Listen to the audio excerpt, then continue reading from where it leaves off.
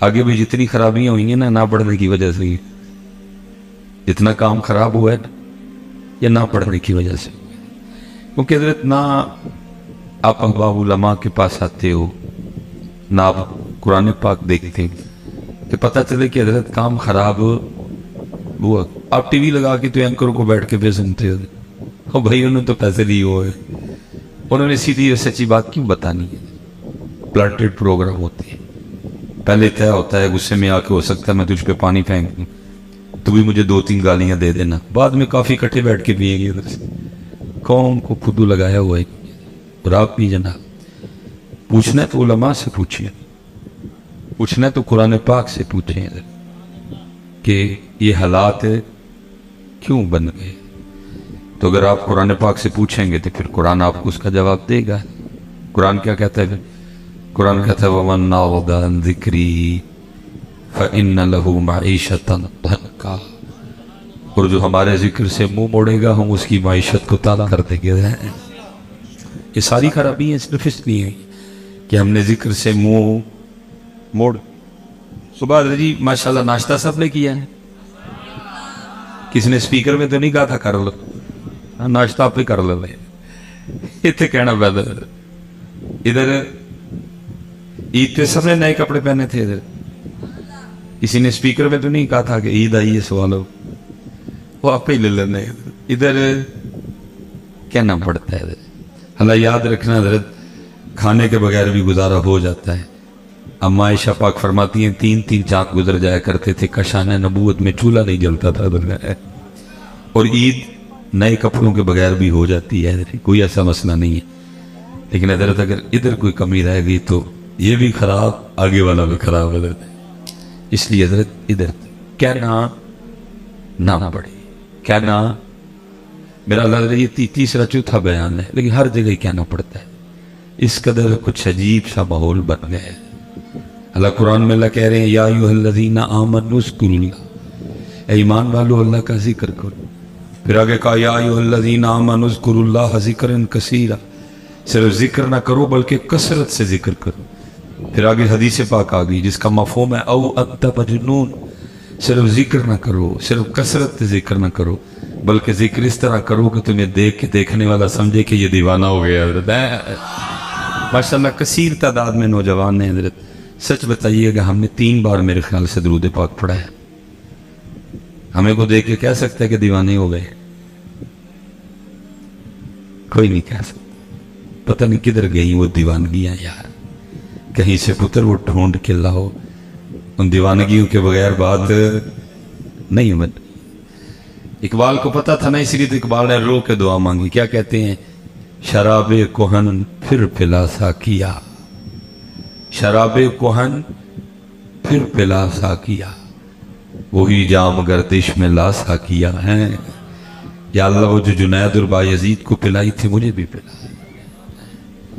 اور قربان جاؤں جی حضرت جنید بغدادی علیہ الرحمہ کے لیے لکھا ہوا ہے کہ جب حضرت کے وصال کا وقت آیا نا تو ظاہر جمع تھے مریدین، عام بھی تھے، خاص بھی تھے، خاص الخاص بھی تھے، تو لکھے حضرت جنید بغدادی رحمۃ اللہ تعالی علیہ نے آنکھیں بند فرما دی۔ جو کہ حدیث پاک کا مفہوم ملتا ہے کہ اگر آپ کسی ایسے شخص کے پاس کھڑے ہیں نا جو جان کنی کے عالم میں ہے تو آپ اسے کلمہ تلقین کریں، اور ایک اور حدیث پاک کا مفہوم ملتا ہے کہ آپ اس کے سامنے بآواز بلند نہ پڑھیں، ہو سکتا ہے آپ کے پڑھنے سے وہ بھی پڑھ لے۔ وہ پاس میں ایک بندہ کھڑا تھا، اس نے حضرت جنید بغدادی رحمۃ اللہ تعالی علیہ کو کلمہ تلقین کر دیا۔ حضرت کو کہتا ہے شیخ کہیں لا الہ الا اللہ محمد الرسول، وہ کیا آنکھیں بند تھی، آپ نے اس کی آواز سن کے آنکھیں کھول دی، اور ذرا جواب سننا کیا کمال جواب دیا آپ نے۔ اب اس شخص کو مخاطب کر کے فرمانے لگے بیلیا یاد بھی انہوں ہی کرایا جڑا کدی بھولے ہی نہیں ہے۔ آپ تصور کریں کتنا یاد کیا ہوگا، فرمایا یاد بھی انہوں کرایا جڑا کدی بھولے ہی نہیں ہے، کتنا یاد کیا ہوگا، اور کتنا یاد کیا۔ حضرت رابعہ بصری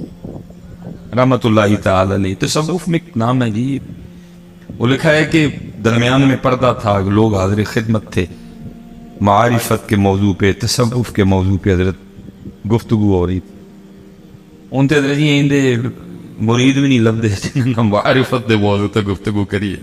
ਹੁਣ ਤੇ ਮੁਰੀਦ ਵੀ ਆਏ ਦੇ ਆਂਦੇ ਨੇ ਕਿ ਤਵੀਜ਼ ਦਿਓ 1 ਕਿੱਲਾ ਤੇ 2 ਕਿੱਲੇ ਹੋ ਜਾਣੇ, ਜੇ 10 ਮੱਝ ਜਾਣੇ ਤੇ 20 ਮੱਝਾਂ ਹੋ ਜਾਣੇ। وہ مرید ڈھونڈنے سے نہیں ملتا حضرت کوئی جس سے کو معرفت کے موضوع پہ گفتگو ہو جی حضرت کی کال پڑ گیا حضرت ڈھونڈنے سے نہیں ملتا حضرت آٹا لے آنے ساڈے کول دم کر دے جی مجھ نہیں ملنی وہ بندے اسی رب دا رستہ دسنے لے کے مجھا بنانا لے اب یہی کام رہ گیا پیروں سے تکلیف ہوتی ہے ماحول دیکھ دیکھ کے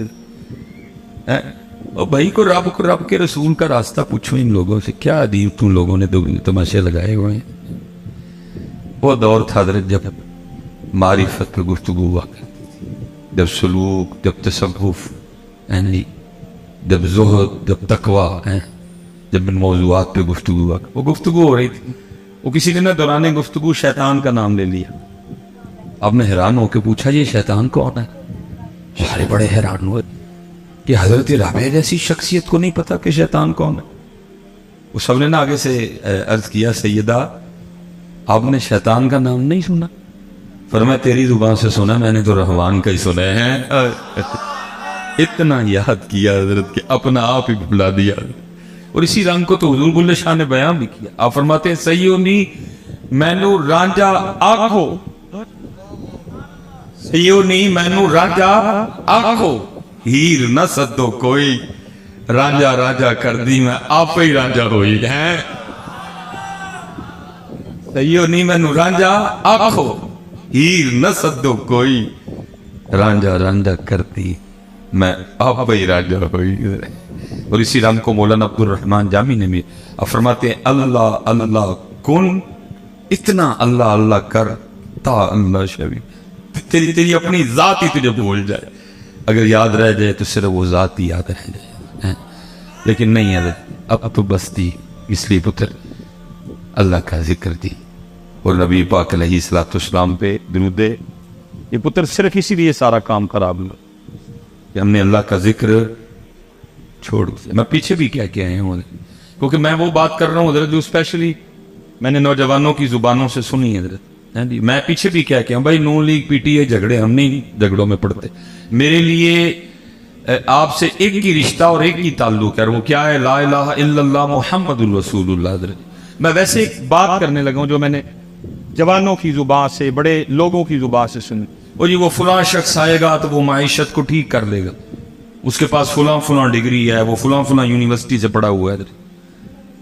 وہ بھائی جس کی معیشت اللہ تنگ کر دے تو کون اس کی معیشت کو ٹھیک کرے گا میں کہتا ہوں اسد عمر چھوڑ کے کوئی سپر ڈوپر اسد عمر لے آؤ بھائی میں کہتا ہوں اسحاق ڈار چھوڑ کے کوئی سپر ڈوپر اسحاق ڈار لے آؤ کوئی کیمرس کا پڑھا لے آؤ کوئی آکسفورڈ کا پڑھا لے آؤ